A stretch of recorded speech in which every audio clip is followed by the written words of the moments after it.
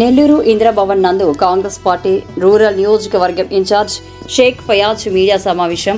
జనసేన నాయకుడు deputy CM Pawan Kalyan చేసిన వ్యాఖ్యలను ఖండిస్తూ ముస్లింలందరూ టెర్రరిస్టులని చెప్పడం మంచి పద్ధతి కాదని, జనసేన పార్టీలో ఎంతో మంది ముస్లింలు ఉన్నారు, వాళ్ళు కూడా ఓట్లు వేశారు, ఇలాంటి వ్యాఖ్యలు చేయడం మంచి పద్ధతి కాదని తెలుసుకోమని, గతంలో మీ అన్న చిరంజీవి కూడా కాంగ్రెస్ పార్టీ అని తెలుసుకోవాలని, దీని మీద చంద్రబాబు నాయుడు చర్యలు తీసుకోవాలని, మరోసారి ఇలాంటి వ్యాఖ్యలు చేయడం మంచి పద్ధతి కాదని Congress party rural incharge Shaik Fayaz media ద్వారా తెలియజేశారు.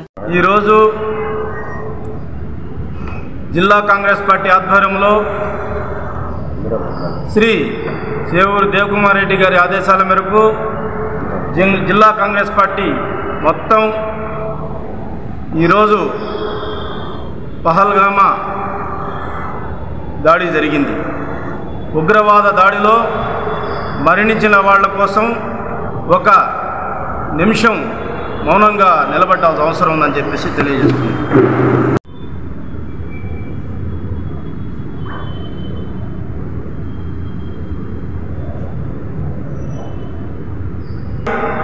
పుట్ట కంఠంతో దేశవ్యాప్తంగా సానుభూతి తెలపడం జరిగింది. అయితే పాకిస్తాన్ తీవ్రవాదులు మన దేశాన్ని విచ్ఛిన్నం చేయాలన్న ఒక ప్రయత్నంలో మతం పేరుతో వాళ్ళు దాడి చేయడం జరిగింది. అయితే వాళ్ళ కుట్ర భారతదేశంలో అశాంతి మేలుకోవాలి, శాంతియుతంగా ఉండకూడదు, ఒకరిని ఒకరు కొట్టుకొని సావాలని చెప్పేసి మతపరమైన దాడి చేయడం జరిగింది. అయితే ఆ దాడిని మనం తిరిగి కొట్టాల్సింది పోయి దాన్ని పెంచి పోషిస్తున్న బీజేపీ, ఆర్ఎస్ఎస్కు కొమ్ము కాస్తున్న తెలుగుదేశం, అదేవిధంగా జనసేన పార్టీ అని చెప్పేసి నేను తెలియజేసుకుంటున్నాను.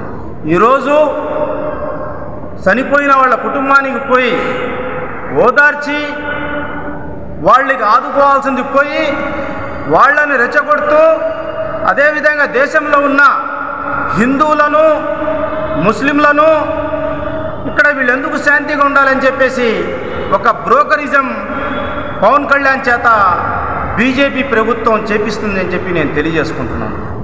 ఎందుకంటే ఆయన కాంగ్రెస్ వాళ్ళు ఏం మాట్లాడారో నువ్వు అర్థం చేసుకొని మాట్లాడాలి. దాడి జరిగిన తర్వాత ఇంత పెద్ద దాడి ఏ విధంగా జరిగింది? అమిత్ షా 1కి 10 సార్లు 370 రద్దు చేసాం మేము, ఈరోజు ఎవరైనా పోయి అక్కడ హాయిగా టూరిజం ప్లేస్ చేసేసాము, ఎవరైనా అక్కడికి పోవచ్చు అని చెప్పేసి కాశ్మీరు, పహల్గామా టూరిజం ప్లేస్ చేసేసామని చెప్పి చెప్పడం జరిగింది. ఆ ధైర్యంతో దేశవ్యాప్తంగా అక్కడ ప్రజలు ధైర్యంతో పోతున్నారు. ఆ కారణంగా ఆయన ఇచ్చిన ధైర్యానికి ప్రతి ఒక్కరూ మరి మేము కూడా మెచ్చుకున్నాం, దాడులు జరగకపోతే మంచిదే అని చెప్పేసి. అయితే అంత పెద్ద దాడి ఏ విధంగా జరిగిందో ఈరోజు బీజేపీ ప్రభుత్వం చెప్పాల్సింది పోయి వెంటనే అటువంటి 26 మంది ప్రాణాలు కోల్పోయి మతపరమైన దాడి జరిగితే ఈరోజు ఆ మతాన్ని పెంచి పోషిస్తున్న బీజేపీ ప్రభుత్వాన్ని కొమ్ము కాస్తూ ఈ జనసేన నాయకుడు బీజేపీ వాళ్ళు 21 మందిని గెలిపించిన కారణంగా వాళ్ళకి కొమ్ము కాస్తూ సపోర్ట్ చేస్తూ మాట్లాడుతున్నావు పవన్ కళ్యాణ్. అలాగైతే కాంగ్రెస్ వాళ్ళకి సపోర్ట్ చేసి మాట్లాడారని చెప్తున్నావు. ఏం సపోర్ట్ చేశారో నువ్వు చెప్పాల్సిన అవసరం ఉంది. ఈరోజు మేము ఏం ప్రశ్నిస్తున్నాం? నిఘా వ్యవస్థ ఏమైంది? మిలిటరీ 8 లక్షల మంది అక్కడ కాపలా కాస్తా అంటున్నారు. ఏ ఒక్క చీమ కూడా పాకిస్తాన్ ఆ బార్డర్ నుంచి ఈ పక్కకి రాలేదని చెప్పేసి మీరే చెప్పారు. అయితే ఇంత పెద్ద దాడి జరిగింది, దానికి బాధ్యతలు ఎవరు?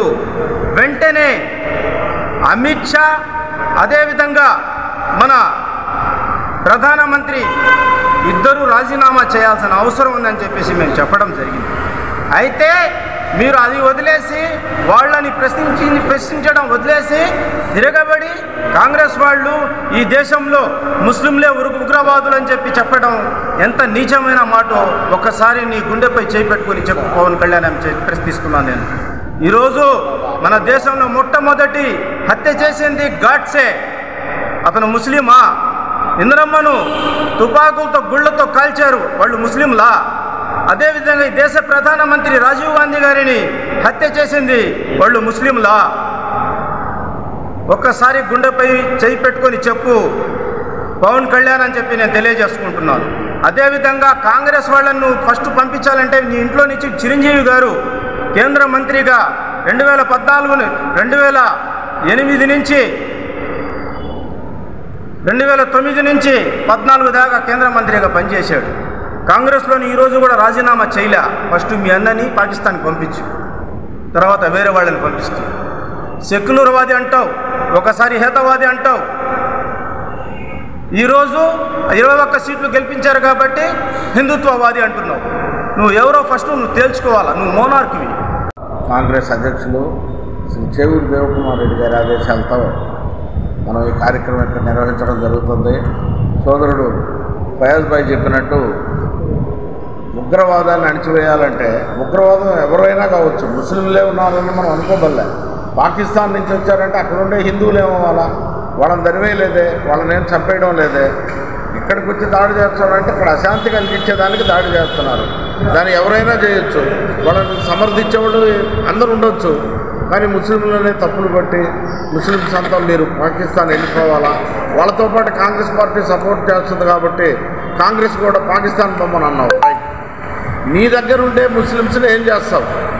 నువ్వు పాకిస్తాన్ పోతావా, వాళ్ళని పాకిస్తాన్ పంపిస్తావా? నీ అభిమానులు ఉన్నారు, నీ పార్టీలో కార్యకర్తలు ఉన్నారు, నాయకులు ఉన్నారు, అందరు ఉన్నారు. వాళ్ళని ఎక్కడికి పంపిస్తావు? వాళ్ళతో నువ్వు ఎక్కడికి పోతావు? నువ్వు చేసేది రాజకీయం కాదా? నీ దగ్గర ఉండే వాళ్ళని వదిలేసి కాంగ్రెస్ పార్టీ వెళ్ళాలని చెప్పడం తప్పది. పవన్ కళ్యాణ్ గారు మీరు ఏం మాట్లాడుతున్నారో తెలుసుకొని మాట్లాడండి.